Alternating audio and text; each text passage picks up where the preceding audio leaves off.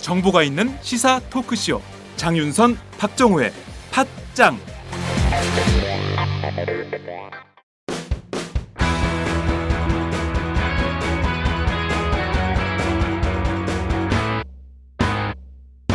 색깔 있는 인터뷰.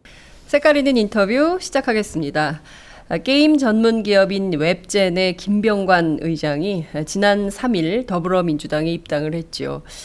보수 언론은 그가 2천억대 자산가다라는 점을 굉장히 강조를 했고요. 진보 언론은 그가 청년 문제에 상당히 주목하고 있다라고 얘기를 했습니다. 2천억대 자산가인 게임회사 대표가 왜 야당에서 정치를 시작하게 됐을까요? 오늘은 더불어민주당 2호 영입 인재 김병관 의장을 직접 스튜디오에서 만나보도록 하겠습니다. 의장님 안녕하세요. 네, 안녕하세요. 네, 김병관입니다. 네, 저는 김병관이라는 이름이 굉장히 익숙해요.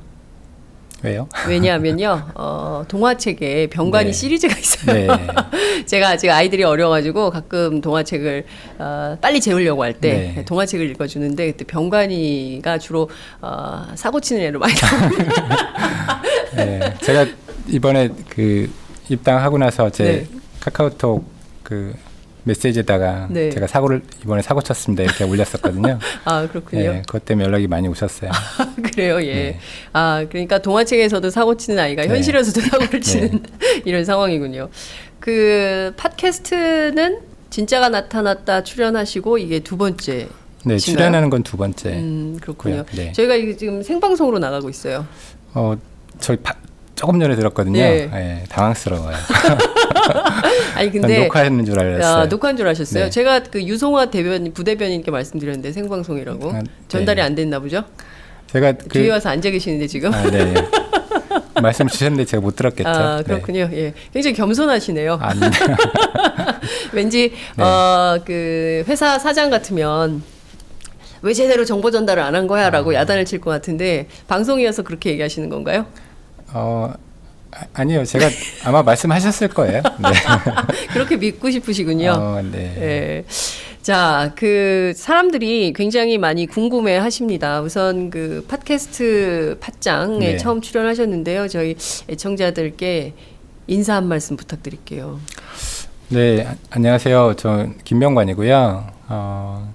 제가 오늘로 입당 10일차 됐거든요. 정치 입문한 지 10일차 됐고, 그래서 아직 뭐 정치가 어떤 건지 정확하게 아직 잘 모르겠고요. 그리고 사실 제가 어떤 공개적인 자리에서 저의 생각을 이렇게 얘기하고 이랬던 경험이 잘 없어서 제가 이런 자리에서 뭐 제 생각을 말하는 게 사실은 쉽지는 않거든요. 그래서 그런 부분 좀 여전히 좀 걱정이 되고 네. 좀 긴장도 되고 그렇습니다. 그렇군요. 굉장히 그 캐릭터가 귀여우세요. 설마요? 그럴 리가. 아니 정말요. 아니 말씀하시는 게 굉장히 목소리도 네. 그 뭐랄까요, 이렇게 되게 차분하고 조용하고 네. 좀 성격이 그러신 편이신가 봐요. 저처럼 이렇게 시끄럽고 막 시끄러운 아줌마가 아니라 굉장히 조용한 아저씨 스타일. 네, 좀 과묵한 편이고요. 아, 말이 정말요? 없어서 좀 답답해 하시는 분들이 계시죠. 아 그러세요? 네. 정치하려면 말씀 많이 하셔야 되는데. 뭐 말을 잘하는 것도 중요하긴 한데 그것보다 네. 좀 더 논리적으로 얘기하는 게 더 중요하다고 생각을 해요. 그렇군요. 자, 지난 3일 기자회견에서 밝힌 입당 회견문이 상당히 큰 화제를 불러 모았습니다. 직접 쓰신 건가요? 누가 좀 도와주셨나요? 뭐 초안은 제가 잡았고요. 네. 그리고 이제 옆에서 아내가 좀 듣고 좀 수정을 요청해서 좀 고친 부분도 있고. 네. 네, 그런데요. 그렇군요. 그냥 제가 그냥 그 평소에 마음에 담고 있던 거를 썼는데 네. 워낙 호응을 많이 해주셔가지고 좀 감사하기도 하고 좀 격려도 많이 됐고요. 네, 좀 그렇군요. 당황스럽기도 했습니다. 네, 그렇군요.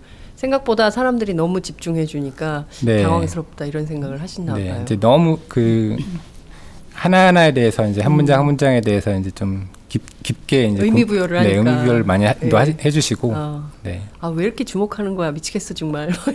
이런 거예요?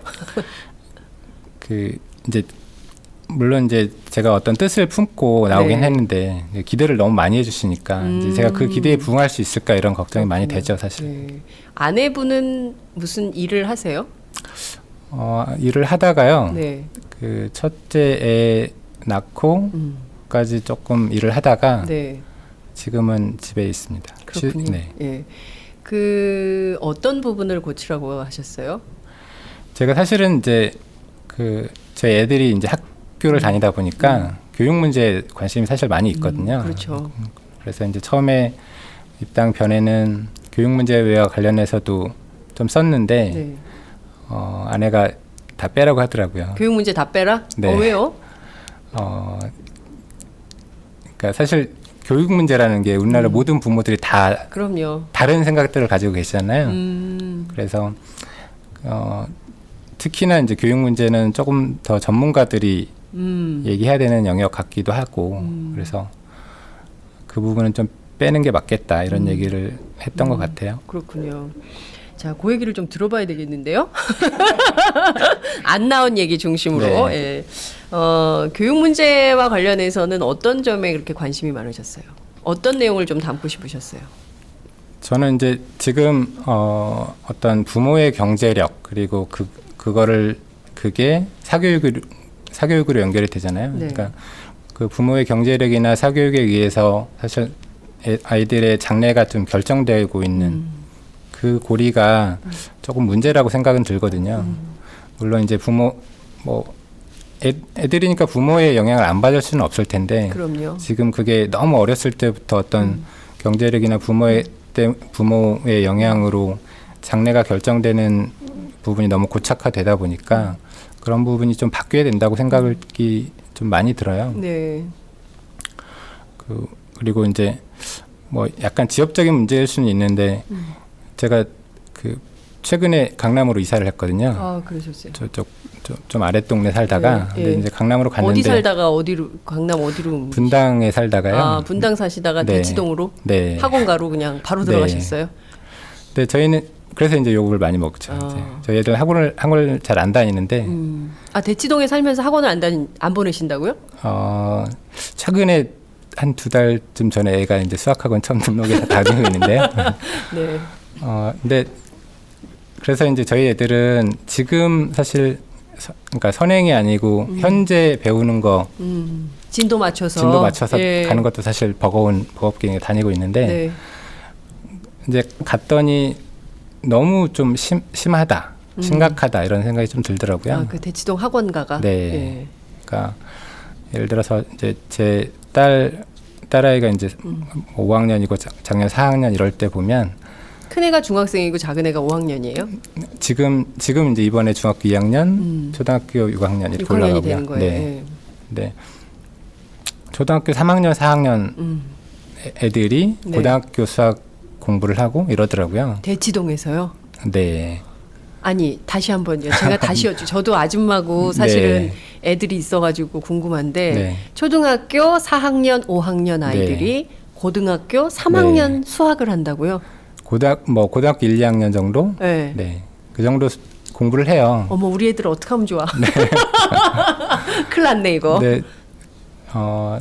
그게 물론 수학에 아주 뛰어난 재능이 있고 이런 친구들은 그럴 네. 수도 있다고 생각을 해요. 그럴 수 있다고 생각을 하는데 그게 사실은 어떤 그 부모의 욕심일 수도 있고요. 그 다음에 이제 정책적으로는 지금 이제 특목고, 과학고, 네.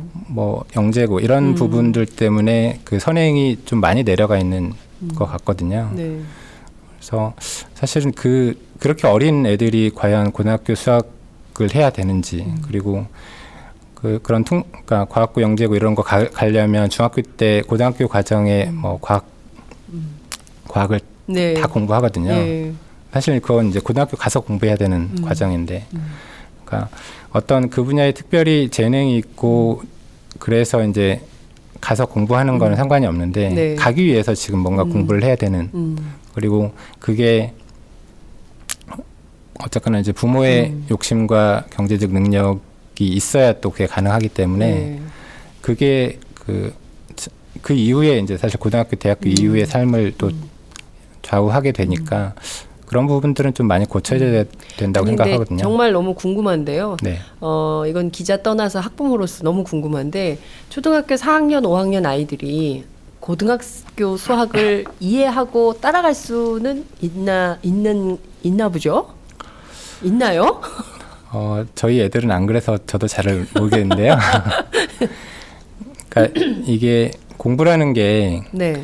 그 제도권에 일단 그 열차를 타면 쭉 따라갈 수는 있을 것 같아요. 저도 이제 쭉 따라갈 수는 있을 것 같은데 그거를 정말 이해하고 있는지는 저도 잘은 모르겠어요. 네, 그렇군요. 그러니까 일단 엄마가 하라 그러니까 어릴 때부터 학원을 다니면서 그 수업을 받고 다른 애들도 하니까 나도 따라서 하긴 하는데 도대체 그걸 왜 하는지는 모르는 거예요. 하라니까 그쵸, 하는 네. 거죠. 그죠? 그런 아이들이 나중에는 이제 뭐 파워 엘리트 집단에 포함이 될 거 그런 친구들이 검사도 되고 또 유명한 기업인이 되기도 하고 이럴 텐데 과연 도대체 무슨 철학을 가지고 어떤 가치관을 가지고 이 사회 일원으로 살아가고 있는 것인가 그런 네. 아이들이 점점 많아지는 것은 곤란한 거 아닌가 네. 이런 문제의식 충분히 있을 수 있을 것 같아요. 네. 대치동 무섭다. 야, 네, 무섭습니다. 예? 아니 무서워요. 그 대단하네요. 고등학교 수학을 초등학생들이 그렇게 풀고 있다. 한편으로는 좀 가엽기도 하네요. 한창 네. 축구하고 놀아야 되는 나이에 아이들이 앉아가지고 그냥 전부 수학 문제집 끼고 앉아 있다. 그 아이들이 과연 행복감을 느낄까 이런 것도 좀 고민이 좀 되는데요. 저희가 좀 찬찬히 얘기를 하나하나 네. 좀 풀어가 보도록 하지요.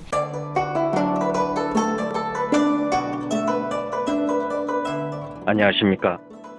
저는 정도전을 15년 전에 최초로 소설로 썼던 작가 임종일입니다. 사실 정도전을 소설로 쓰는 데만 10년이 걸렸는데 그 시절 무명의 고달픈 심신을 양꼬치와 고량주로 달래주었던 풍무 양꼬치. 풍무 양꼬치는 월드컵 4강의 기쁨도 나라골 우습게 돌아가고 분통이 터질 때도 늘 함께했던 안식처이자 사랑방이었습니다. 진짜 정의파인 주인장은 세상을 뒤집어 푼 남자 정도전을 누구보다 먼저 알아보았고 그래서 제 소설 정도전은 역사의 곡이 없습니다. 풍무 양꼬치 역시 맛과 양심이 살아있습니다.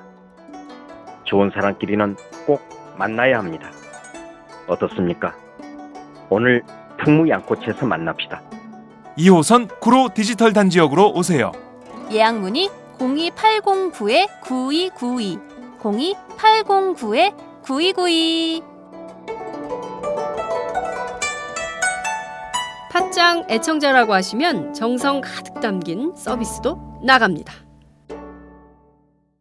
풍무 양꼬치 대전 테크노밸리점 12월 28일 그랜드 오픈. 자, 그 문재인 대표로부터 3주 전에 영입 제의를 받으셨다고 들었습니다. 어떻게 처음에 문재인 대표에게 전화가 왔나요? 어떻게 연락이 왔어요? 그 보좌관님이 연락을 주셨죠. 네. 뭐라 그러면서요? 한번 뵙자고 하신다고. 네. 왜 보자 그러는 거예요? 그러니까 저 여쭤보진 않았는데 네. 당에서 계신 분이 이제 좀 추천을 하셨나 봐요. 그래서 이제 이런 사람이 있다. 네. 예. 그래서 내부에서 검토 해보시고 뭐 좀 괜찮은 것 같다라고 생각을 드셨는지 이제 한번 보자고 해서 어디서 만나셨어요? 저는 의원실 문재인 의원실에서 네. 남들은 호텔에서도 만나고 맛있는 커피도 사주고 그러던데 의원실에서 만났어요? 네. 좀 그렇다. 예. 워낙 바쁘셔가지고요. 외부에서 뭐 좀 잡아볼까 하다가 네. 결국은 못 잡고 그냥 의원실에서 그렇군요. 뵀어요. 네. 처음 만나니까 어떻든가요? 처음 봤을 때는 제가 이제 딱 들어갔는데 네. 제 자료를 이렇게 보고 있었어요? 뭐야 면접 시험이야 뭐야 왜 가지고 이래? 계시더라고요. 그래서 조금 당황스럽기도 했는데 네. 그 어쨌건 많이 그 고민을 하셨겠죠. 예, 어떤 사람인지 좀 보셨을 거고 그리고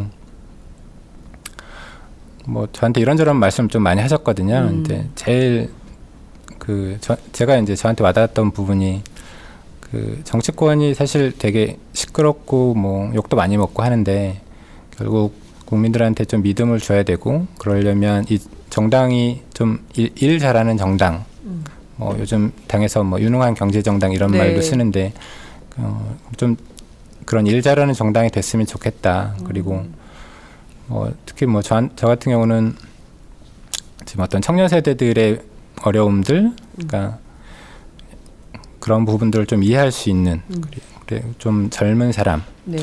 뭐 제 입으로 얘기하는 건 좀 그렇지만 젊고 유능한 사람들이 좀 당에 많았으면 좋겠다. 그래서 그런 분들이 많이 필요해서 네. 와서 좀 도와줬으면 좋겠다 이런 말씀을 하셨거든요. 네. 그 얘기를 듣고 문재인이라는 사람이랑 한번 정치를 같이 해봐도 되겠다라는 생각이 들으셨어요? 뭐 사실 문 대표님은 언론에서 워낙 많이 접했기 때문에 네. 그 자리에서 뭐 그분을 뭐 그분에 대해서 어떻다 저렇다 이런 생각을 할 수는 없었고요. 네. 근데 이제 제가 지난번에 진짜가 나타났다 해서도 말씀드렸는데 갔는데 저 이제 게임업계 현안에 대해서 뭐 많이 알고 계시더라고요. 문재인 대표가요? 네. 그래서 게임도 하시나 봐요? 게임을 게임을 안 하신대요, 모르겠는데. 유성환 대변인이. 네, 이제 현안에 대해서 아시고 네. 그리고 뭐 그래서 그 약간 그 부분에 대해서는 좀 호감이 갔죠. 네. 뭔가 좀 알고. 네. 근데 이제 그게 저를 만나기 위해서 그냥 스터디한 게 아니라. 스터디한 그런 느낌은 아니었고 그래요? 평소에 알고 계셨던 것 같은. 그렇군요. 네. 예. 그 무슨 산업 전반에 대해서 알고 있다 하더라도 정치라는 게 도원결의 이런 것도 필요한 거고요. 뭔가 저 사람하고 내가 한 배를 타서 제대로 된 정치를 할 수 있을 것인가에 대한 확신? 뭐 이런 것들도 좀 있어야 되잖아요. 근데 딱 한 번 만나고 그런 결의를 하시게 된 건가요? 그러게요. 누구는 삼고초려도 하고 10고초려도 하고 그러는데 단박에 받았어. 네. 뭐 그렇게 뵙고 나서 네. 고민의 시간이 좀 있었어요. 네. 고민할 시간을 많이 주시지는 않았는데 네. 개인적으로 고민을 좀 많이 했죠. 네. 네. 저는 같이 할 만하다고 생각을 했어요. 이제 워낙 그러니까 그분의 뭐 물론 이제 일부에서는 너무 강하다 이런 말씀도 하시고 일부에서는 너무 유하다 이런 말씀도 하시는데 네. 어떻게 보면 저 이제 저랑 약간 좀 비슷한 성격이다 이런 생각을 좀 많이 했거든요. 그래서 맞아요. 그분도 좀 과묵한 편이시잖아요. 네. 네. 그래서 좀 더 이해가 되기도 했고요. 그분이. 네. 네. 예전에 제가 변호사 시절에 법무법인 부산에 계실 때 문재인 대표 인터뷰를 하러 간 적이 있었어요. 서울에서 부산까지 갔잖아요. 2시간 반 KTX 타고 택시 타고 한 3시간여에 걸쳐서 그 사무실에 딱 간 거예요. 6월이었는데 되게 더웠어요. 물을 한 잔도 안 주시더라고요. 시작하시죠. 그래서 네. 그러고 이제 얘기를 하는데 대체로 그때는 별로 이제 기자들 만난 정치 안 한다 뭐 이러고 막 이럴 때여가지고 기자들 만나는 것도 별로 안 좋아하시고 뭐 이러셨는지 뭐 질문을 던지는 것마다 너무 짧게 대답하셨군요. 네. 아니요. 네. 이래가지고, 제가 막 너무 힘든 거예요. 그 질문을 하면은 질문을 짧게 던져도 답변을 길게 하는 사람이 저희는 좋거든요. 근데 너무 길게 해도 안 되지만. 근데 이분 너무 짧게 하니까, 나중에 조금 막 제가 진짜 등에서 식은땀이 줄줄 흘렀던 그런 기억이 납니다. 저도 여기 오니까 물 안 주시던데요. 그래요, 맞아요. 네, 제가 달라고 했어요. 네. 맞아요. 그 디테일이 강하시다. 네. 막 이런 얘기 다 지적을 하시고. 물 한 잔 더 드릴까요? 아니, 아직 있습니다. 아직 남았어요? 네. 알겠습니다. 자, 그런데 누가 이렇게 정치를 하자 그래도 평상시에 정치에 대한 뜻이 없다면, 그리고 내가 좀 뭔가 좀 해봐야겠다 이런 생각이 없다면 선뜻 받기 어려운 잔일 것 같아요. 정치라는 잔이. 평소에 좀 정치에 관심이 좀 있으셨나요? 정치 좀 해봐야겠다 이런 생각이 있으셨어요? 정치를 해봐야겠다는 생각을 해본 적은 없고요. 네. 근데 정치에 기본적으로 관심이 좀 많은 편이긴 하고요. 그리고 뭐 가장 이제 직접적인 계기는 문 대표님께서 제안을 해주셔가지고 이제 하겠다라는 생각을 품게 되긴 했는데, 네. 그 전에는 사실은 그 지금 뭐 우리나라 저는 이제 민주당의 적통은 더불어민주당이라고 생각하거든요. 뭐 그렇게 생각 안 하시는 분도 있지만 네. 어쨌건 근데 이 더불어민주당이 사실 제1야당으로서 좀 힘있게 정치를 펼쳐 나가야 된다고 생각을 하는데 지금 최근에 이제 어떤 분열 사태가 나오고 이러는 모습을 지켜보는 게 좀 너무 안타까웠고요. 네. 그게 이제 제가 들어가서 조금이라도 좀 보탬이 될 수 있으면 좋겠다 이런 생각을 하게 됐어요. 네. 이제 그게 하나의 계기가 됐고 물론 이제 제 마음속에는 제가 사실 어렸을 때부터 이제 지금까지 성장해 오고 제가 이 자리 오기까지 사실 많은 분들이 도와주셨거든요. 뭐 개인적으로 도와주셨던 분들도 있고 뭐 이 사회가 저를 도와준 부분들도 있고 그래서 제가 나중에는 뭐 좀 이런 사회 보답을 좀 하고 싶다 이런 생각을 항상 하면서 살아왔기 때문에 네. 그러니까 그게 이제 사실 정치라는 수단을 생각해 본 적은 없는데 네. 그게 이제 이번 기회에 정치라는 수단을 통해서 좀 다시 기여하고 싶다 이런 생각을 또 하게 된 거고요. 그렇군요. 주로 사람들이 술 마시면 국가가 나한테 해준 게 뭐가 있어? 사회가 해준 게 뭐가 있어? 이 나라가 나한테 해준 게 뭐가 있어? 뭐 이런 얘기를 많이 하는데 어떤 도움을 그렇게 많이 받으셨어요? 사회로부터, 주변으로부터 어떤 도움을 그렇게 많이 받으셨습니까? 뭐 굳이 따지면 제가 사회로부터 피해를 입은 것들도 많이 있는데 네. 뭐 근데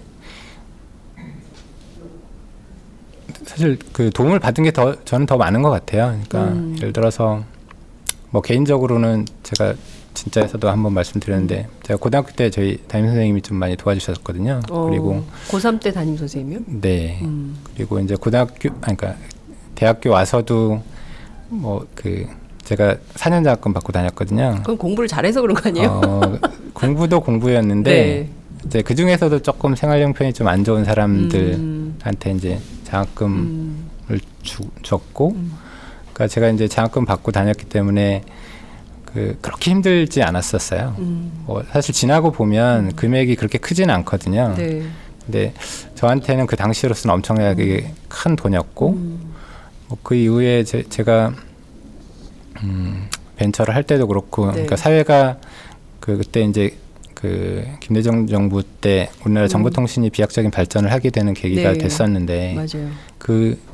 사실 그런 토대가 있었기 때문에 제가 이제 뭐 벤처라는 것도 그러니까 해야 되겠다는 생각도 먹게 됐고, 그러니까 사실 많은 부분이 제가 이 나라에 있게 되면서 좀 도움을 받은 거라고 생각을 해요. 근데 굉장히 착하시네요. 왜? 아니 왜냐하면 대부분 사람들이 성적 장학금 받으면 내가 공부를 잘하니까 받은 거지. 네. 뭐 이렇게 생각을 하잖아요. 네. 그리고 벤처를 할 때 물론 그때 이제 김대중 대통령이 사회적 분위기를 만들어서 벤처 활성화 막 그때 엄청나게 많은 벤처 투자를 했었지 네. 않습니까? 지금 뭐 창조경제 한다 그러면서 그 돈 다 어디다 쓰는지 알 수는 없지만 여하튼 그런 것들도 다 자기가 잘나서 잘 됐다고 생각하는 사람들이 많거든요. 주변의 도움, 사회의 도움이다라고 생각하시는 분들이 저는 잘 못 봤는데 좀 굉장히 특이하다라는 생각이 좀 한편으로 들면서요. 되게 인상적이었어요. 나온 내용에 가난한 농부의 아들로 자랐고 또 공장 노동자의 아들로 자랐다 이렇게 소개를 했습니다. 사실 지금 2천억대 자산가기 때문에 네. 돈에 대해서는 별로 아쉬움이 없는 뭐 이럴 수 있는데 굳이 이제 이런 성장 배경을 공개하게 된 이유, 까닭 이런 것도 있으실 것 같아요. 제가 좀 전에 말씀드렸는데, 그러니까 제가 정치를 해야겠다라고 생각하는 제가 제 스스로 어떤 정당성 내지는 이제 이유에 대해서 다시 한번 생각해봐야겠다. 네. 이런 생각이 기본적으로 있었고요. 그리고 말씀드렸듯이, 그러니까 제가 사실 저 혼자 잘나서 뭔가 지금 이 자리에 있다고 생각하지는 않거든요. 그러니까 지금 현재 사실 사회 곳곳이 어려움들이 많이 있지만 특히 이제 청년 세대들의 어려움들이 많이 있는데 네. 그 부분에 대해서 정치권에서 좀 신경을 쓰고 도움을 줘야 된다. 이런 생각을 좀 표현하고 싶어서 그걸 좀 언급하게 됐습니다. 그렇군요. 흑수저 헬조선 한탄하는 청년들에게 노력해봤냐고 해서는 네. 절대 안 된다라는 말씀에서 네. 정말 화제가 됐습니다. 그만큼 공감하는 청년들이 많다는 얘기인데요. 얼마 전에 서울대 학생이 흑수저 문제를 거론하면서 스스로 목숨을 끊는 사태도 벌어졌습니다. 사실 대치동에서 초등학교 4학년부터 고등학교 수학을 풀어야 갈 수 있는 대학이 서울대학 아니겠습니까? 그렇게 어렵게 서울대학을 진학한 학생이 스스로 목숨을 끊는 그런 어떤 사회라고 해야 됩니까? 그 끔찍한 희망이 사회, 없는 사회? 네, 희망이 네. 절망적인 네. 사회, 이런 사회가 된 것이죠. 청년들이 정말 희망이 없는 이런 사회가 된 것이죠. 뭔가 좀 획기적인 방안이 필요할 것 같아요. 우선 좀 청년 세대에게 새로운 희망을 주는 정치, 어디서부터 어떻게 출발하면 좋겠다 이런 생각을 좀 하십니까? 먼저 이제 그 하나 바로 잡으면 네. 저는 초등학교 때부터 고등학교 수학을 풀어야 좋은 대학에 갈 수 있다고 생각하지는 않아요. 네. 근데 이제 부모들의 욕심이 좀 많이 작용하는 것 같고요. 물론 그 중에는 초등학교 때부터 했기 때문에 일단은 뭐 특목고에 일단 그렇게 시작한 애들이 특목고에 진학하는 경우가 많기 때문에 뭐 그런 사람들이 좀 있긴 하지만 대다수가 그렇다고 생각하지는 않거든요. 네. 일단 그게 있고요. 그다음에 또 하나는 그 청년들의 문제, 사실 대부분의 사람들이 알잖아요. 어떤 문제가 있는지. 네. 뭐 예를 들어서 그 대학 등록금 문제라든지 그리고 등록금을 그러니까 사실 저희 때는 네. 사실 불과 얼마 전까지만 해도 등록금이라는 게 뭐 아르바이트 좀 하고 네. 그러면 충분히 등록금 마련하고 생활비 벌어서 이제 학교 다닐 수 있는 그 정도 수준이 됐는데 네. 지금은 그렇게 해서 아르바이트해서 등록금을 마련할 수 있는 상황이 아니거든요. 그렇습니다. 그러다 보니까 뭐 휴학도 해야 되고 그리고 공부할 시간은 없고 이게 계속 악순환인 네. 거죠. 그래서 저는 가장 심각한 게 대학 등록금 문제라고 생각을 해요, 사실은. 그리고 이제 어떻게 보면 다 연결돼 있는 문제 같아요. 네. 지금 뭐 최저임금 문제 이런 것들도 있을 수 있고, 그 다음에 그게 결국 아르바이트던 비정규직 문제가 됐던 그런 이제 고용 형태의 문제, 네. 뭐 이런, 그러니까 사실 현재 청년들이 어떤 문제가 있는지 뭐 사회에서 모르고 있다고 생각하지는 않거든요. 이게 국민들도 그렇고 정치인들도 마찬가지고요. 근데 그거를 이제 해결하기 위한 노력을 좀 많이 해야 되는 것 같은데 정치권에서 사실 그런 노력을 좀 덜 하시는 것 같아요. 그게 어쨌거나 표로 좀 덜 연결되니까 어떤 구호로서는 예. 많이들 얘기하시는데 실질적인 노력을 좀 덜 하시는 것 같다라는 느낌은 저는 좀 있고요. 그렇죠. 말씀하신 대로 정치권에서 청년을 언급은 굉장히 많이 네. 합니다. 청년 실업 문제, 특히 박근혜 대통령이 청년이란 단어를 어느 자리에서는 34번이나 쓰면서 청년 문제를 거론하고는 있지만 실질적으로 청년 문제를 해결하기 위한 노력을 해봤냐 묻고 싶은 거죠.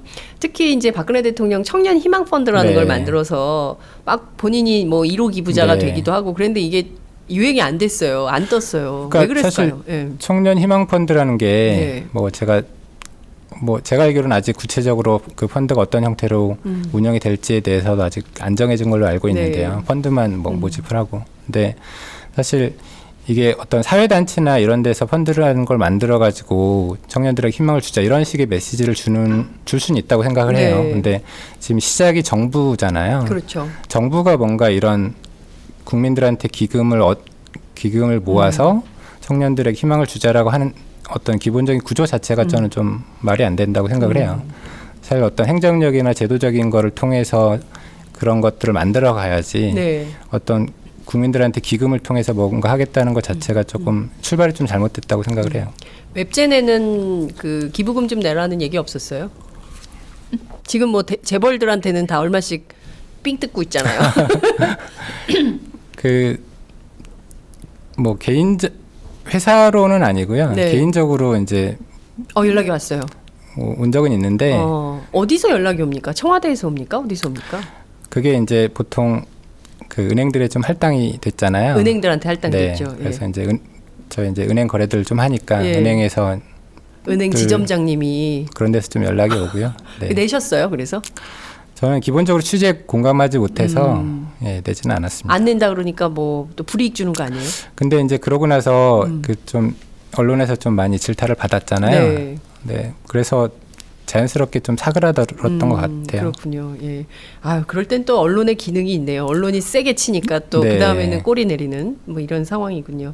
근데 좀 그 이른바 청년 단체들, 이를테면 청년 유니온, 민달팽이 유니온 이런 청년 단체들이 주장하는 바들이 있잖아요. 네. 이를테면 뭐 청년 배당, 청년 수당 이게 다가 아니다. 네. 뭐 주거복지의 문제, 또 일자리의 문제, 뭐 여러 가지 문제가 있지만 그 중에서 우선 1차적으로 최소한의 기본소득이라도 좀 주는 네. 정책을 좀 하자라고 하는데 그마저도 못하게 하고 있거든요. 이런 네. 문제는 좀 어떻게 보세요?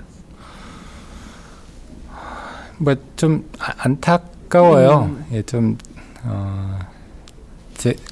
저희 회사, 그러니까 제가 사실 정치권에서는 많지 않은 나이인데 네. 저희 회사, 저희 업계 전체적으로 좀 연령들이 좀 어리거든요. 게임 업계가. 그래서 제가 회사에서는 비교적 나이가 많은 편에 속하거든요. 고연령층에 속하니까. 그래서 네. 이제 회사의 대부분은 좀 이제 젊은 연령이 많은데 그 친구들 보면서 사실 회사가 해줄 수 있는 건 좀 한계가 있잖아요. 회사라는 거는 그 회사의 사정도 있고 네. 경쟁 회사들과의 관계도 있고 그래서 회사가 해줄 수 있는 건 한계가 있는데 그거를 그 사실 국가에서 정치권에서 해줘야 되는 부분들을 못 해주다 보니까 네. 사실 회사에 기대하는 것들이 좀 많아지거든요. 근데 거기서 좀 개인적으로 좀 아쉬운 부분들이 생기죠. 그렇군요. 지금 말씀하신 내용을 좀 들어보니까 청년 단체들하고의 연대 과정에서도 뭔가 이제 그렇게 청년 배당이나 수당 뭐 이런 정책들을 좀 적극적으로 박근혜 정부가 받으면 좋겠다 이런 생각도 네. 하시는 것 같아요. 네. 그렇죠? 근데 그게 좀 잘 안 되는 문제들이 있는 것 같습니다. 게임 업계가요. 환영하는 분위기인 것 같더라고요. 그래서 왜 그런가 봤더니 게임 업계 최초의 정치 진출이다. 그래서 김병관 의장을 필두로 해서 다른 사장님들도 좀 하시라. 그래서 게임 산업을 발전시키시라 이런 네. 요구가 있는 것 같더라고요. 네. 실제로 좀 그 업계 내부에서 좀 의논을 하셨어요? 아니요. 제가 온다고 하니까 네. 사실 이제 시간이 많지 않았었기 때문에 그리고 이걸 공개적으로 이렇게 여쭤보고 뭐 이럴 수는 없었고요. 그래서 저는 이제 가족하고 저희 회사의 이사분들하고만 의논을 했거든요. 네. 이제 업계에 있는 다른 분들하고는 상의를 못 했는데요. 그러니까 제가 이렇게 발표하고 나서 뭐 격려한다, 응원한다 이런 말씀을 많이 해주셨어요. 그냥 뭐 의외다 이런 말씀도 좀 해주셨고 왜냐하면 제가 업계 내에서도 이렇게 막 나서고 이러지 않거든요. 되게 조용한 스타일이신 원래, 것 같아요. 네. 예. 그래서 어떤 개인적인 만남들이야 좀 많이 하지만 공개적으로 이렇게 나서서 일을 하는 편은 아니어서 그래서 좀 의외다 이런 말씀이 있었는데 좀 그런 것 같아요. 그러니까 게임업계의 가장 큰 문제, 가장 큰 현안, 뭐 물론 개별 어떤 법적인 것들도 있지만 가장 근본은 그 국민들이나 정치권에서 어떤 게임을 그 바라보는 시선 이런 것들이 되게 안 좋거든요. 네. 되게 안 좋다 보니까 특히나 이제 그 학생을 부모로 학생을 부모로 그러니까 학생을 자녀로 된 부모. 네. 네. 자녀가 자녀가 학생인 부모. 예. 네. 괜찮습니다. 네, 예. 부모님들은 더 그 게임에 대해서 부정적인 예. 시각들이 있으시고요. 그래서 이런 게임에 대한 좀 부정적인 시각을 좀 깨트렸으면 좋겠다. 제가 뭐 정치권에 가서 그런 기대가 좀 많이 있는 것 그래요. 같습니다. 네. 되게 엄마들은 그렇죠. 야, 하라는 공부를 안 하고 밤새 게임을 해. 어? 뭐 이런 문제 의식이 있죠. 근데 그 게임이요. 제가 이렇게 보니까 아이들 두뇌 활동, 그러니까 뭐 하루 종일 앉아가지고 게임을 하는 것은 좀 문제이긴 하겠습니다만 그래도 뭐 그 좀 이렇게 쉬는 시간에 하는 건 뭐 두뇌 발달에도 좋고 뭐 그렇다는 얘기가 있더라고요. 사실 게임의 효용성에 대해서는 사실 연구가 되게 많이 있거든요. 특히 이제 게임 선진국이라고 해야 되나요? 좀 게임이 일찍 발달하고 시작한 뭐 미국이나 일본에서는 그런 연구들이 많이 있어요. 그리고 요즘 게임들은 사실 되게 복잡하거든요. 예전처럼 이렇게 단순하지 않아서 네. 그 안에서 어떤 사람들 간의 어떤 커뮤니케이션 스킬이나 물론 이제 나쁜 걸 배울 수도 있어요. 네. 커뮤니케이션 스킬이나 이런 것도 배울 수 있고 그다음에 요즘 그 안에 있는 어떤 경제 시스템 이런 것들이 사실 되게 복잡해요. 예전처럼 단순하지 않고. 네. 그래서 그런 어떤 경제관념이나 이런 것들도 많이 배울 수도 있고 그 충분히 게임에서 얻을 수 있는 배울 수 있는 것들이 많이 있다고 생각을 하거든요. 그래서 그거를 가지고 뭐 대학 같은 데서 그 교재로 활용하기도 하고요. 근데 게임을 그러니까 공부할 시간에 왜 게임을 하냐 이런 거잖아요.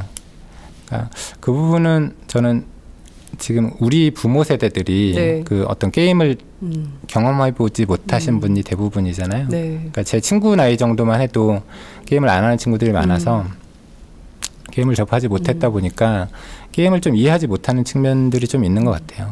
그러니까 요새 보니까 뭐 전략 게임 이런 건 되게 어렵더라고요. 네. 그리고 요새 아이들 보니까 시험 끝나면 전부 각자 집으로 가가지고 각자 자기의 컴퓨터를 가지고 네.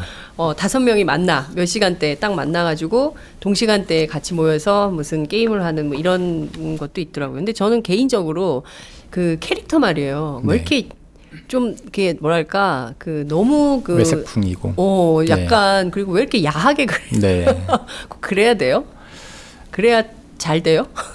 그 평균적으로 보면 네. 남자나 여자나 다 예쁘고 잘생기고 그렇죠. 네. 근데 이제 그 말씀하신 그런 부분은 약간 좀 선정적인 부분은 그런 것 같아요. 그러니까 지금 게임을 만들고 있는 층들의 상당수가 어렸을 때 일본 게임을 보고 일본 애니메이션을 보고 자란 그런 친구들이 많이 있거든요. 그래서 모든 사람들이 그렇지는 않는데 일부는 그런 풍을 좋아해요. 그러니까 만드는 사람들이 네, 예. 그런 풍을 좋아하는 경향이 있고요. 그래서 이제 그렇게 되는 것 같고 그리고 일부 뭐 사실 모든 게임들이 그렇지는 않아요. 그러니까 그런 게임들이 좀 도드라져 보이다 보니까 그러는 것 같고요. 그렇군요. 근데 가끔 보면 너무 그 캐릭터들이 강하고 네. 너무 또 막 야하고 그래가지고 네. 저희처럼 좀 보수적인 사람들은 굳이 쭉 저렇게까지 만들어야 보수적이세요? 뭐 좀 그런 면은 네. 좀 그렇죠. 그리고 또 과연 성적으로 너무 네. 그렇게 할 필요가 있냐라는 네. 이런 생각이 좀 그런 면에서는 제가 좀 보수적이긴 하죠. 네. 네. 생각이 보수적이란 건 아닙니다. 네.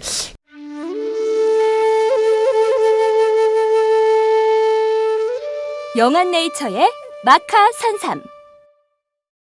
공중파 텔레비전에도 없고 인터넷 배너 광고 하나 없지만 팟캐스트 좀 들어봤다 하는 분들은 다 아는 마카 산삼. 진짜 유명해져서 유사 제품도 많아졌습니다. 이젠 마카 산삼을 검색하면 너무 많이 나와요. 꼭 영한네이처로 검색해주세요. 팟캐스트에서 듣던 그 마카 산삼을 구입할 수 있습니다. 특히 나라 걱정으로 심신이 지친 분들에게 권합니다. 몸에 정말 좋습니다. 내 몸도 나라도 살릴 힘이 납니다. 페루의 마카와 우리나라 산삼, 몸에 좋은 11가지 원료를 모두 하나로 만든 마카 산삼. 마카 녹용과 마카소와 청소년도 있습니다. 1일 2회 공복에 따뜻한 물과 함께 드세요. 영한네이처 마카 산삼. 네, 저도 팟짱 녹음하기 전에 마카산삼을 꼭 챙겨 먹고 있습니다.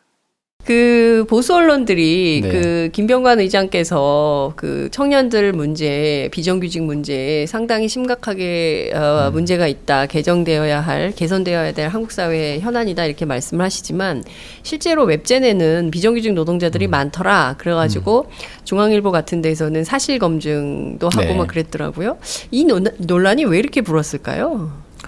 근데 사실 보수 언론들이라고 하셨는데 사실은 그 문제를 쓴 언론은 한 군데예요. 근데 한 군데에서 뭐 제가 보기엔 약간 좀 악의적으로 보도한 것이다. 기사를 쓰신 것 같은데, 그러니까 그걸 보고 뭐 인터넷이나 네티즌들이 뭐 이렇게 좀 인용하고 그러면서 좀 논란이 불거졌던 것 같고요. 그 부분은 바로 그 말씀하신 중앙일보 팩트뉴스에서 뭐 대부분 허위라고 네. 뭐 검증을 해주셨긴 해요. 네. 근데 뭐 다시 말씀을 드리면 저희 회사가 지금 한 600명 조금 안 되는 수준이거든요. 직원이 600명. 네, 600명 좀 안 되는 수준이고 제가 지난주 월요일자로 체크해봤을 때 저희 계열 회사들 다 합쳐서 비정규직 6명 비정규직 6명. 네, 6명 계열사가 네. 몇 개가 있나요? 큰 회사로만 따지면 3군데가 있고요. 거기 각각 둘, 셋, 한 명, 예, 뭐 6명 있더라고요. 네. 네, 팩트뉴스엔 5명이라고 나왔던데 그 6명 팩트뉴스가 취재를 잘못했군요. 5명이 아니라 6명. 네. 그 6명이 있고 그리고 그 6명도 저희가 보통 얘기하는 그러니까 그 비정규직 하면 2년 계약직, 네. 그러니까 기간제 2년 계약직을 네, 얘기하잖아요. 예, 예. 저희 회사는 보통 생각하는 그 2년 계약직은 대부분 아니고요. 저희가, 말씀하세요. 괜찮습니다. 그러니까 예. 어떤 단기적인 업무 때문에 단기 계약해야 되는 경우에 네. 뭐 그런 프로젝트형. 네 그런 게 그런 부분들이랑 그 다음에 그 저희가 정규직 그러니까 저희가 수시 채용을 많이 하다 보니까 바로 정규직으로 채용하기 좀 애매한 경우들도 있어요. 특정 업무나 이런 경우에 그래서 그런 경우에 저희가 처음에 이제 수습으로 뽑거든요. 그게 뭐 짧으면 3개월, 뭐 길면 6개월, 뭐 아주 길면 1년 이렇게 갈 수도 있는데 보통 그런 거기 때문에 생각하시는 어떤 2년마다 이렇게 그 재계약인 내지는 이제 교체하는 그런 계약직은 사실 거의 없고요. 네. 지금 6명 정도인 거고 아마 평균적으로 보면 한 10여 명 정도가 저희 회사에 뭐 600명 중에 10여만 명이면 뭐 굉장히 소수이네. 그것도 뭐 다 프로젝트 베이스로 양자가 협의하에 결정을 한 것이니까 우리가 알고 있는 그런 비정규직 이런 거하고는 좀 통상의 개념이 다른 것이다. 이렇게 볼 수도 있을까요? 저희는 비교적 그 비정규직 그 사실 회사라는 게 회사의 고유 업무들이 있잖아요. 네네. 그 고유 업무들을 하는 데 있어서는 비정규직이라는 게 좀 안 맞다고 생각하거든요. 그렇죠. 네.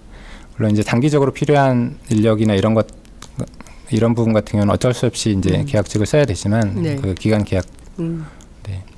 그렇군요. 그렇지만 그런 것은 상용화해서는 안 된다. 이런 입장이신 거예요.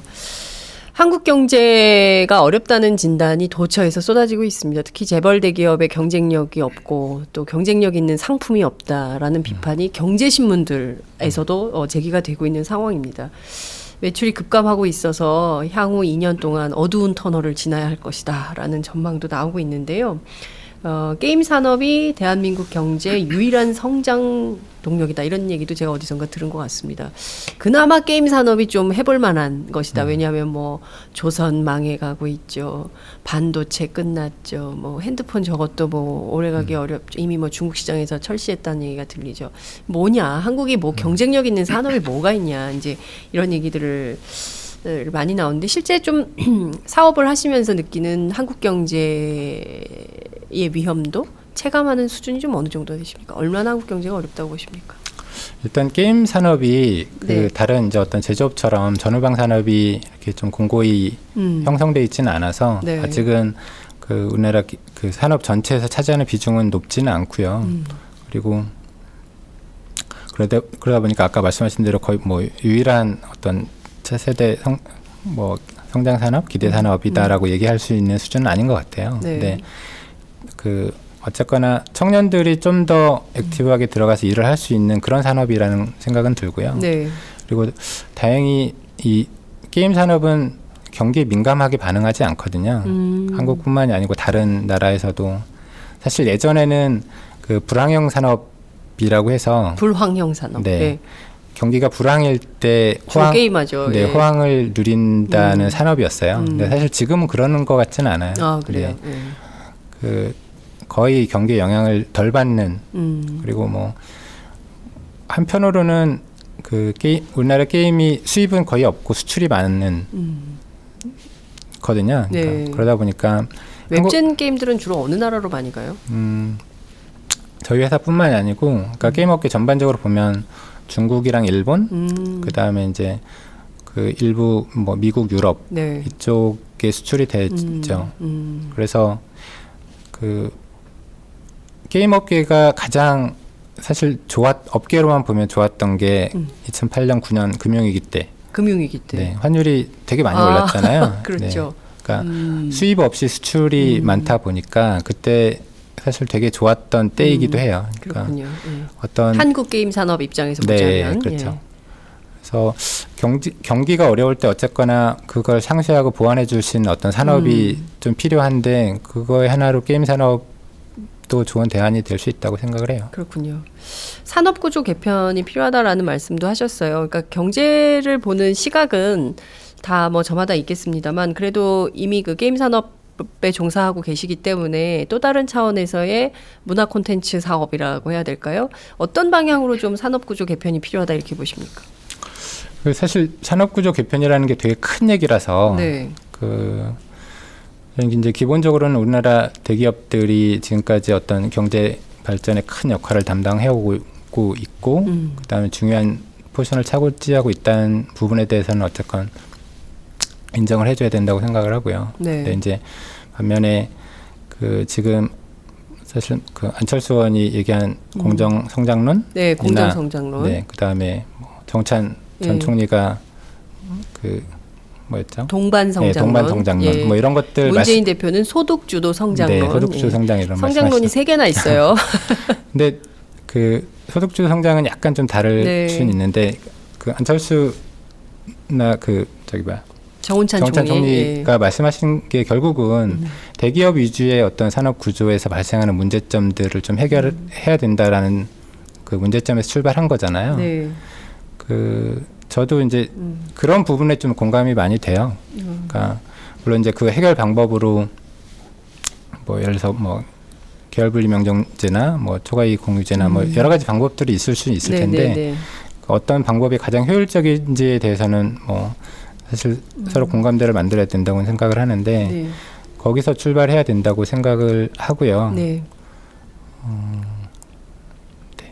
또 뭐였죠? 또 뭐가 있을까요? 네, 지금 네. 말씀하신 내용을 좀 종합을 해보면 지금 나와 있는 담론들, 이를테면 정운찬 총리의 동반 성장론, 또 안철수 의원의 공정 성장론, 뭐 이런 것들 어쨌든 대기업과 중소기업 간의 협력 모델 같은 게 필요한데 지금은 워낙 그 재벌 대기업 위주로 정책을 짜다 보니까 좀더 피해 보는 네. 중소기업들이 너무 많은 거예요, 그죠? 네. 예. 좀 더 말씀드리면, 그러니까 지금 우리나라 중소기업, 중견기업들이 성장하기 어려운 구조잖아요. 그래서 그렇죠. 저는 그게 여러 가지 있을 수 있는데 근본적으로는 좀 조세제도도 조세제도도 좀 바뀌어야 바뀌어야 된다고 된다. 생각을 하고요. 예, 예. 그러니까 예를 들어서 뭐 직원 뭐 한 2,300명인 회사랑 예. 2,3만 명인 회사랑 그렇죠. 사실 세율이 거의 비슷하거든요. 세율이요? 네. 근데 이제 작은 회사들은 면세 혜택을 좀 더 줘야 되는 거 아니에요? 그래서 좀 그 동반 성장할 수 있도록. 그러니까 우리나라 법인세가 크게 보면 3단계로 나눠져 있어요. 그렇죠. 제가 정확한 금액은 생각이 안 나는데, 그러니까 소위 말해서 이제 지역에 있는 좀 구멍가게 같은 좀 작은 기업, 중소기업이라고 하기도 좀 적은, 뭐 소기업? 네. 그러니까 그런 회사들 같은 경우는 뭐 지금 10%인가요? 그렇고요. 네, 거기는 약간 제외하고 보면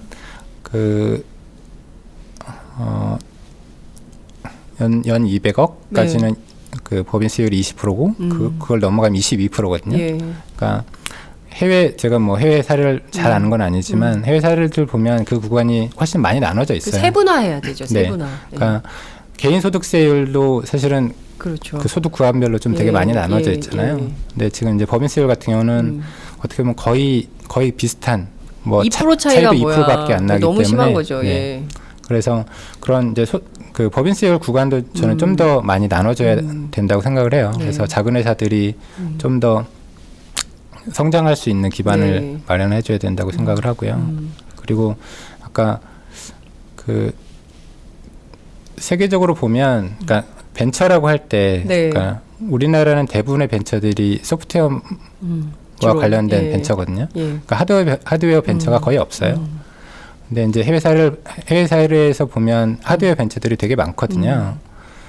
근데 어떤 벤처가 뭐 여러 가지 분야가 있지만 기본적으로는 하드웨어와 소프트웨어 그 두 가지 날개로 날다고 그렇죠. 할 수도 있는데 예.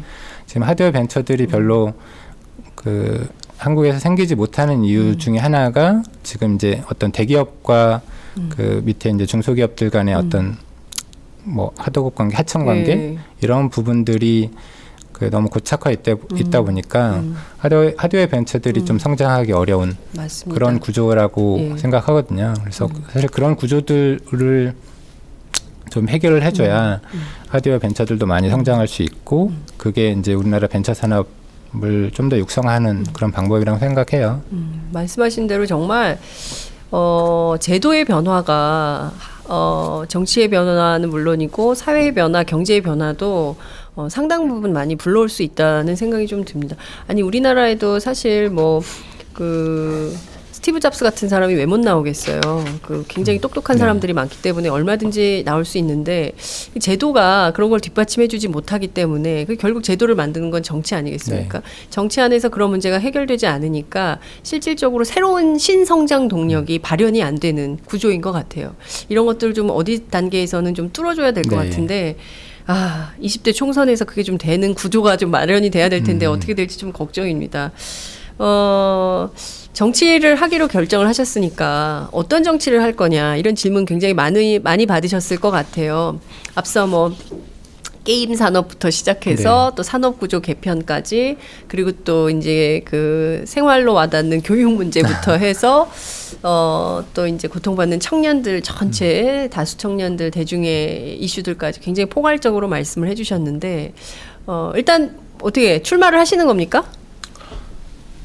뭐 일단은 그 당에서 그러니까 당에 도움이 되는 방향으로 열심히 고민들을 하고 있고요. 네. 그다음에 이제 당 내부에서도 어떤 그 요구하시는 그러니까 저한테 요구하시는 활동들이 좀 있거든요. 네. 뭘 좀 맡아달라고 요구하시던가요?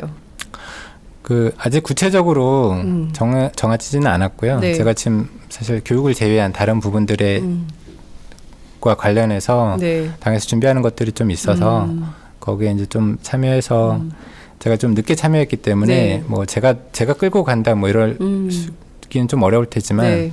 좀 더 들어가서 이제 조언할 수 있으면 좀 조언 좀 하고 그런 역할들을 좀 어떤 기대하시는 위원회에 것 같아요. 참여하시게 되시는 거예요? 뭐 그런 거 아닐까요? 청년이나 어떤 경제나 이런 부분들 관련된 것들이 네.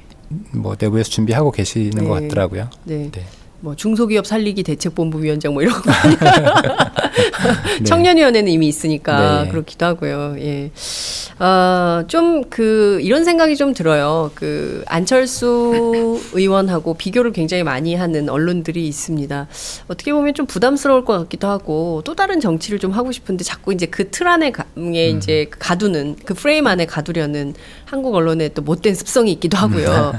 답답하신 점도 있으실 것 같다는 생각이 좀 들기도 하는데 좀 뭘 좀 제일 먼저 좀 하고 싶으세요? 좀 다른 기업가 출신 또 벤처기업가 출신 정치인답게 뭔가 좀 새로운 정치를 어디서부터 어떻게 출발을 하고 싶으신지 그것도 좀 굉장히 궁금합니다. 사실 그 뭐 솔직히 말씀드려서 제가 아직 아까 말씀드렸지만 입당 11차 정치 참여 11차라서 네. 그런 이제 그렇게 거대한 어떤 목표나 뭐 이런 것들을 말씀드리기 좀 어려울 것 같고요. 네. 그 아까 말씀드렸던 그러니까 제가 사실 말씀드렸던 거는 그게 어떤 제도적인 부분도 있고 행정력으로 해결해야 되는 부분들도 있고 사실 많이 섞여 있거든요. 그래서 아직 제가 정치권에 들어가서 할 수 있는 부분들이 어디까지일지에 대해서도 사실 파악을 좀 안 되고 있어서 그 부분들에 대해서 아직은 좀 열심히 고민하면서 있고요. 그냥 아직은 제가 평소에 가지고 있던 생각들을 정리할 기회는 사실 별로 없어서 네. 그런 것들 좀 정리해보고 있고 그런 단계입니다. 중학생 아들 얘기를 하셨어요. 다크사이드에 빠지면 안 되는데 네. 저는 아직 스타워즈 영화를 못 봤는데 되게 나쁜 놈인가 보죠? 그런 어둠의 세력에 끼어서는 안 된다 이런 조언을 했다고 하던데요. 그 아들이 바라는 정치, 아들이 아버님께 원하는 정치는 어떤 정치를 좀 아빠 들어갔으면 이런 것 좀 해줘 이런 얘기가 있었을 것 같아요. 따님도 계시고 아드님도 계실 텐데 그 자녀분들이 원하는 아빠의 정치는 어떤 건가요? 자녀들이 원하는 아빠는 그 애들이랑 많이 놀아주는 아빠죠. 네. 맞아요. 네, 예. 어떤 정치 가서 어떤 정치를 해달라 이런 거는 별로 없었고요. 뭐 본인들이 이제 학생들이니까 그런 비슷한 요구는 하죠. 그러니까 어떤 뭐 그 좀 많이 놀 수 있는 학교 이런 걸 좀 만들어 줬으면 좋겠다 이런 얘기를 좀 하고 네. 아직은 그런 게 있는 것 같아요. 어떤 정치가 세상을 바꾼다 이런 생각을 아직 애들은 하기 어렵잖아요. 그렇죠. 그러니까 정치하면 그냥 싸우는 걸로만 생각하지 정치로 뭔가 세상을 바꾼다는 생각을 많이 못하기 때문에 아직 저한테 뭔가 그런 기대하는 거 이런 것들을 많이 얘기하지는 못하고요. 그냥 제가 입당변 할 때도 뭐 그런 의미에서 쓴 건데 아빠가 거기 가서 그러니까 그런 다른 정치인들처럼 막 싸우고 뭐 이렇게 자신의 사리사욕을 위해서 뭐 이렇게 좀 나쁘게 얘기하면 변절하고 뭐 거기서 이제 다크사이드로 빠지고 이런 그러지 않았으면 좋겠다라는 바람 정도 있는 것 같아요. 그렇군요. 정치를 일단 시작하셨어요. 근데 대부분 뭐 초선 국회의원 하다가 그만두시는 분들도 있고요. 그리고 뭐 중간에 뭐 불미스러운 사건으로 그만두는 사람들도 있고 정치 생명이 길지 않은 게 또 한국의 현실이기도 네. 합니다. 기업을 하시다가 이제 정치에 첫 발을 들여놓으셨는데 앞으로 정치를 얼마나 오랫동안 하실 생각이십니까? 뭐 저의 의지도 중요하겠지만 결국은 정치라는 게 이제 국민들의 선택이잖아요. 네. 그래서 제가 잘 할 수 있으면 그리고 안에서 잘 뭐 열심히 활동을 하면 더 오래 할 수도 있을 것 같고요. 제가 뭐 지금 입당 11차가 네. 뭐 해야 될 얘기는 아닌 것 같습니다. 그렇군요. 그야말로 정치 새내기 느낌이 많이 나요. 네. 사실 그동안 저희가 이 스튜디오에서 그리고 또 저 창고를 개조한 저희가 원래 이렇게 좋은 스튜디오에 네. 원래 스튜디오도 아니고 여기 이렇게 보시면 아시겠지만 회의실을 네. 녹음할 때는 스튜디오로 쓰고 또 회의할 땐 전부 밀어내고 회의실로 쓰는 뭐 이런 구조인데요. 1년 4개월여 저희가 팟짱을 진행하면서 수많은 정치인들이 다녀가셨습니다. 그야말로 안철수 의원도 다녀가시고요. 네. 문재인 대표도 다녀가시고 수많은 정치인이 다녀가셨는데 이렇게 풋풋한 정치인은 처음 만나요. 아마 당에서도 저 이제 처음 오고 나서 네. 그런 말씀을 많이 하시더라고요. 예. 당 계신 분들이. 예. 그러니까 당신들은 이제 얘기할 때 되게 정치적인 용어들을 많이 쓰잖아요. 그렇죠. 네. 근데 그게 제가 볼 때 국민들이 볼 때 시민들이 볼 때 와닿지 않거든요.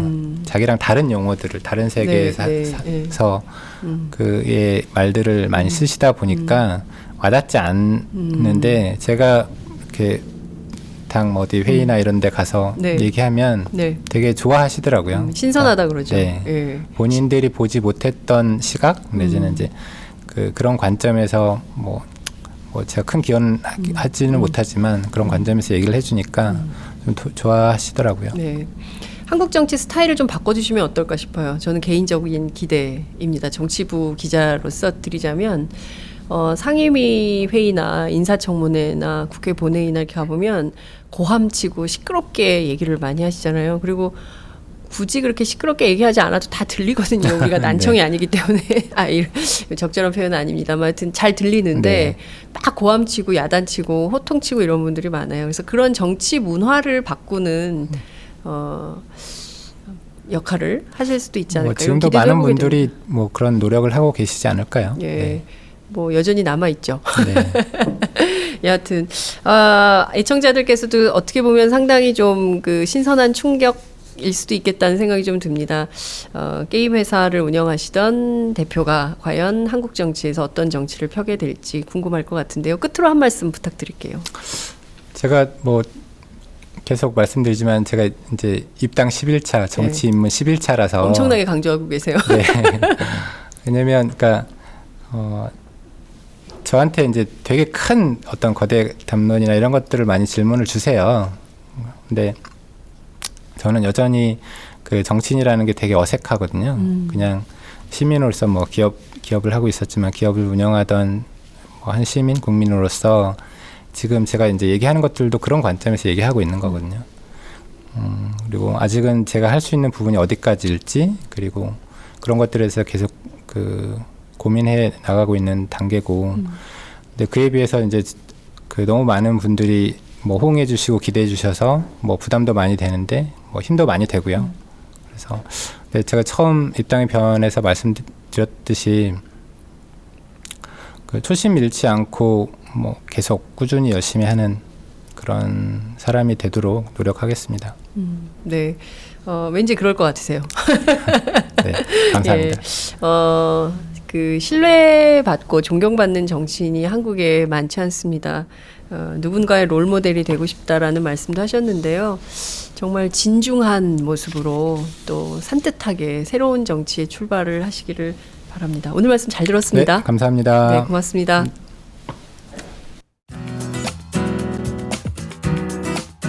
안녕하세요. 오마이뉴스 대표 오연호입니다.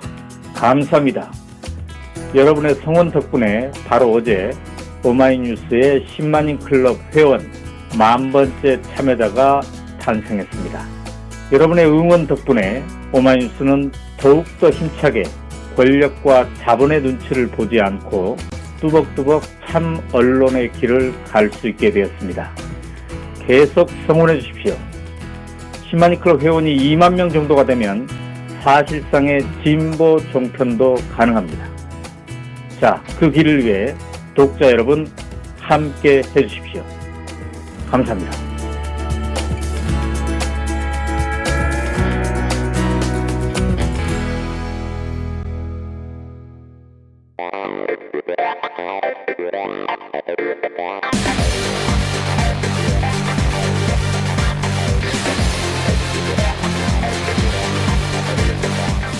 정보가 있는 시사 토크쇼 장윤선, 박정호의 팟짱.